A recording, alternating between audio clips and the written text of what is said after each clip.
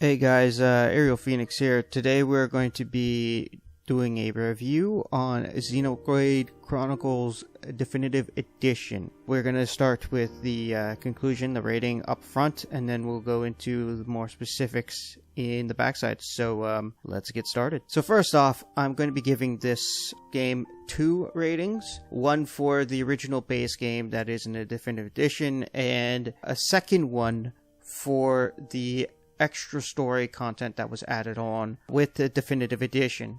So there is a stream up, you can watch it from start to finish, played the whole thing back in December. This review has been a long time coming, so I'm sorry for that. But the rating is going to be a dazzling white for the definitive, the base game, and a steady blue for the extra story, the extra content. So the reason this is the storytelling, the characters are just phenomenal in the base game. They're on point at almost all times. Gameplay largely is fun. Exploration is great. The main problems I had with the gameplay was usually around the level penalty and the leveling mechanics. So what I mean by the level penalty is, if a certain enemy is like 5 levels higher than you, then your accuracy, like your hit rate against the enemy, is reduced. After a certain point, you cannot hit the enemy at all, and that's honestly rather frustrating to deal with. So it makes some fights tougher than they need to be, and you need to go up a certain amount of levels in each zone to stay on level, which was technically natural progression. But my opinion of a natural progression is, you fight every enemy you come across once, you should be on level.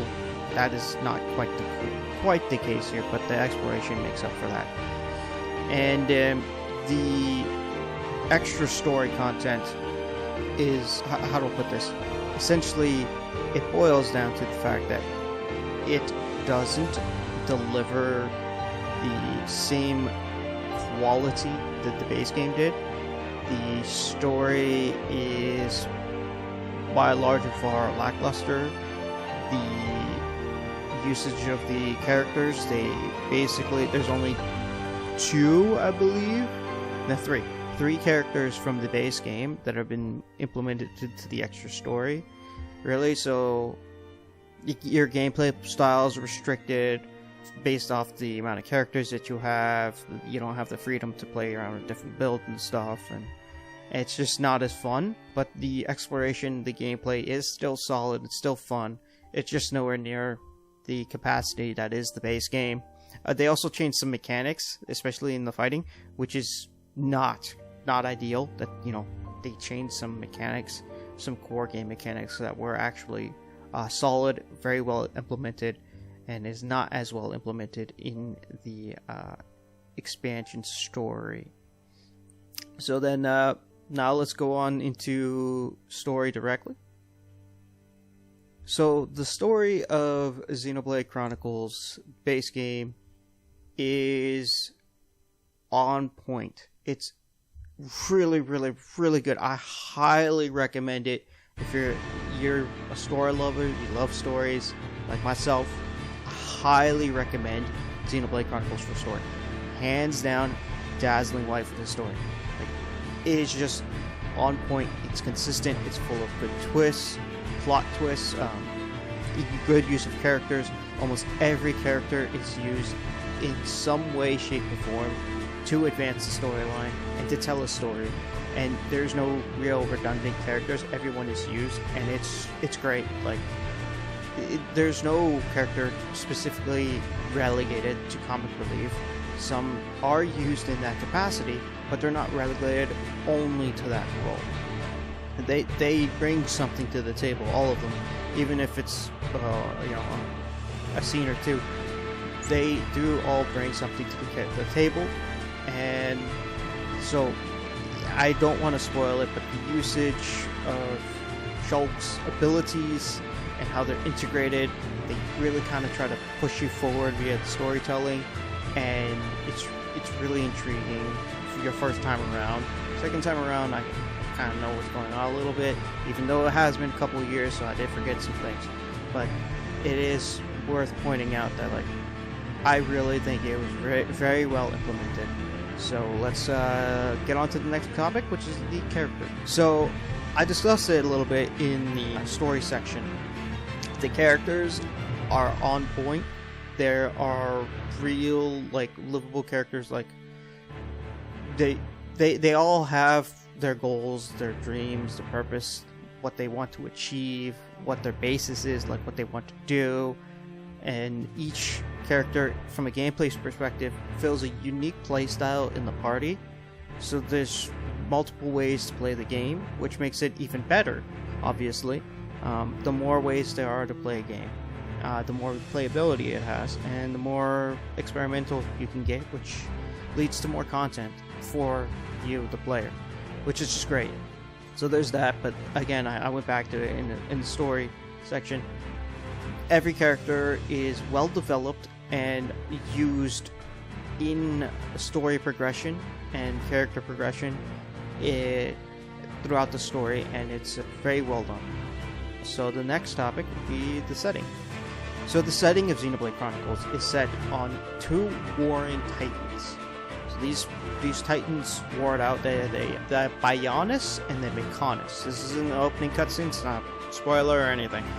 So the Bionis and the Mechonis were fighting, and they basically did a double KO. They knocked each other out. They're both still up and, like, they're basically unconscious, but like with the sword sucking each other kind of a deal.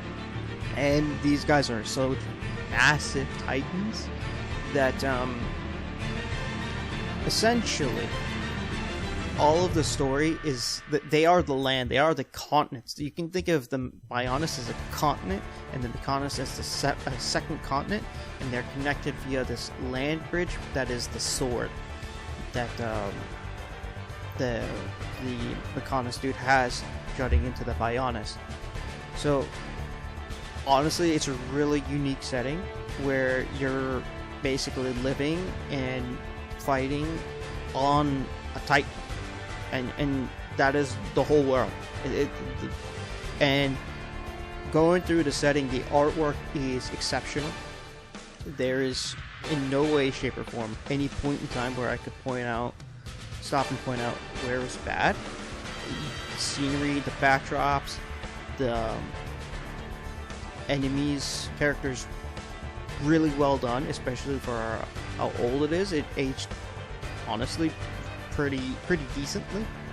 It is aged back in 2008 or something. I can't remember the date, but it did age pretty well. And oh my, the soundtrack, I still listen to the soundtrack to this day. I listen to it. It is a great soundtrack. I highly recommend listening to it to, like, studying or something on the side. I love listening to the Xenoblade soundtrack. The Xenoblade X has a better soundtrack in my opinion. Fortunately, I will not be able to review that because I can't stream Wii U content at this time until I figure that out. But yeah, the setting was really unique and awesome. I'm gonna give it a steady blue. Now let's talk about the final topic here, the gameplay. The gameplay was really fun, really innovative, especially for the time. Even now it's still kind of innovative, where it's a real-time turn-based system where essentially instead of mashing a button to do your normal physical attack, it's set on an auto attack timer kind of a deal, where you don't have to hit any buttons and your character will just attack automatically, as long as you're close enough to your target to attack. So that gives it the real-time effect, where you're actively moving around trying to position yourself and attacking. We're taking it out of the button mashing, and instead you're spending your time positioning and hitting your abilities, which are on cooldown, which gives it the more turn-based effect, to essentially do like extra damage. So backslash, this is a staple move of Shulk that I used a lot in my playthrough. you position yourself behind an enemy, you do double damage via using your backslash ability, and you can personally time those attacks because like that's what you're doing. That is the thing. That is how you're going to do more of the damage. And you're trying to chain effects, like trying to stagger them so that you can topple them over, so you can get some more damage in that way, you know, get some crits and stuff. So it is a really unique system, which I think is a lot of fun, especially when you're fighting the Mechon enemies that are introduced early on into the story. I think personally, I love fighting the Mechon. The game is more geared towards that way, but when you're fighting some of the more open worldish enemies, the gameplay doesn't hold up quite as much, especially since I personally focus around my playthrough playing as just Shulk, and so it eventually, a lot of his abilities, especially his unique ones, are built around fighting Mechon, and so it kind of hurt my gameplay experience a little bit that he was so Mechon focused, and I didn't really play anyone outside that except for Fiora to an extent. So outside of those two characters, I didn't really play much because they have two similar-ish playstyles, and that's a playstyle I enjoyed. But that's the end of that. I hope you guys liked this review. Trying to keep it short here. I don't want to go past 15 minutes. So we're gonna call it here. And I hope you guys like this. I need to get back to doing these. Hopefully the other ones come out shortly. And thank you for sticking around. Please leave any comments on anything I could do better. And if you guys have any requests, let me know. I'll see if I can get around to playing those for you guys. Have one good one, guys.